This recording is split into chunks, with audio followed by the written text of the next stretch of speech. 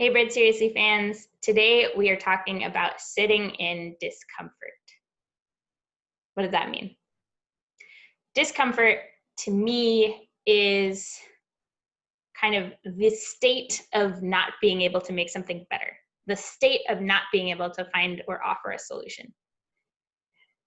You know, you stubbed your toe and I can say, well, at least your toe is not broken. You're, having some tough times in your family and I can say, at least you're in good health. I'm trying to offer you ways to see your situation in a more positive light and to get you out of your discomfort.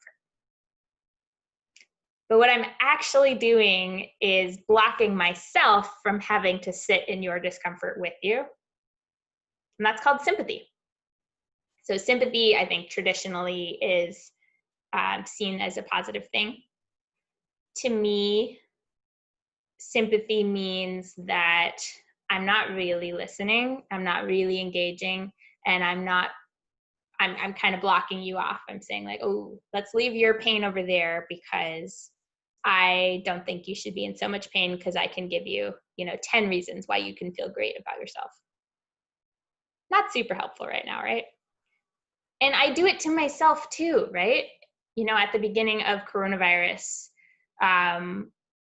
I'm feeling fear and anxiety, and my self-talk is saying, you should be grateful, think of what you have, there's a roof over your head, yada, yada. Instead of allowing myself to feel scared and anxious, I'm sort of,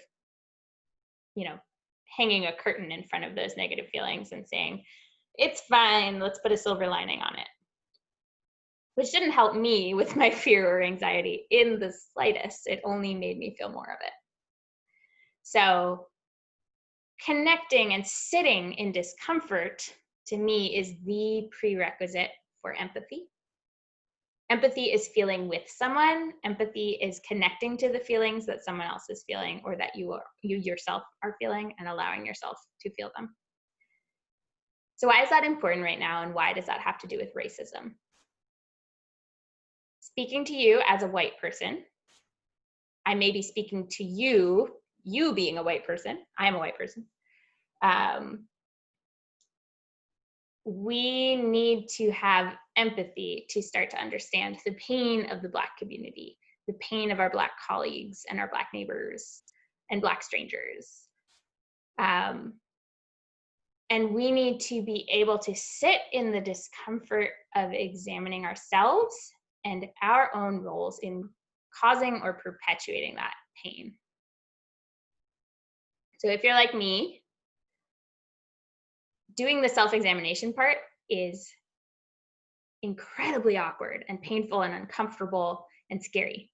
And it is very easy to say, I don't have a role in it, this is not my problem. It's very easy to say the problem is the system, the problem is the government, the problem is the police force, the problem is my neighbor, the problem is the conservatives. We can cast blame in every direction, but it's really hard to cast that blame inward, isn't it?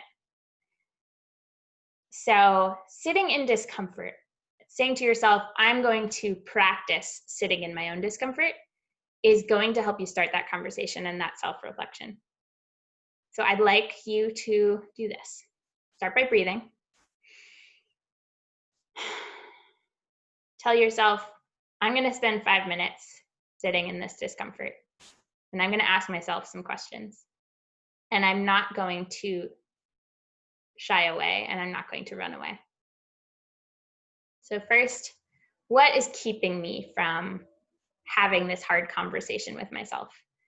What is standing in my way? And what am I hiding from myself? Or what am I hiding from? Am I hiding from the knowledge that I hurt someone? Am I hiding from the knowledge that my perspective is not the only right perspective?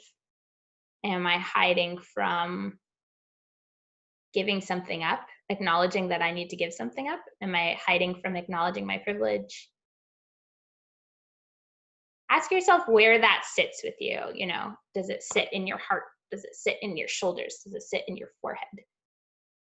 And what is that What is that? What is your body telling you? Ask yourself, you know, what does it mean to have that discomfort? What does that discomfort teach you about other people's pain and how you can engage with it and how you can empathize with it and not sympathize with it?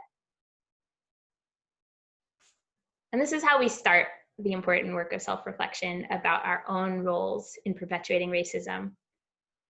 I think it's important to give yourself permission to feel any of the feelings that come up. It's okay to feel anger. It's okay to feel grief. It's okay to feel frustrated. It's okay to feel remorse. And I think they're all necessary feelings and also necessary steps on the path to that self-awareness that we need right now of understanding how racism has, permeated our everyday lives and our actions and our thoughts. So do some examining, do some noticing. This is all about new ways of noticing. I think a lot of the discomfort that I've faced is by turning my attention to things that I otherwise took for granted or that were otherwise invisible to me, right? Whiteness itself can sometimes be invisible. Privilege can definitely be invisible to the people who have it. So seeing them for the first time is scary and it's hard and it's overwhelming. So it's okay to feel all these feelings. It's okay to set some boundaries for yourself so that you don't burn out. Don't forget to put on your psychological safety helmet because it's very much needed, right? You need to give yourself some grace and some permission and some safety to do this work. Otherwise, it's not really possible to sit in this discomfort. It's not possible to hold all that knowledge. It's not possible to have this surge of remorse or of anxiety or of sadness because we're not practiced at that. So this is the start of your practice. This is the start of that mindfulness that we need to each come to terms with our own racism. So take another breath and sit with that for a while and ask yourself how it's feeling. I would love to hear your thoughts. I'm here to listen. I'm not here to make things better or to offer solutions because that is sympathy, but I am here to offer empathy and say that I'm here with you. I've been there. I've felt all the feelings and I'm here to help you through it. Thank you.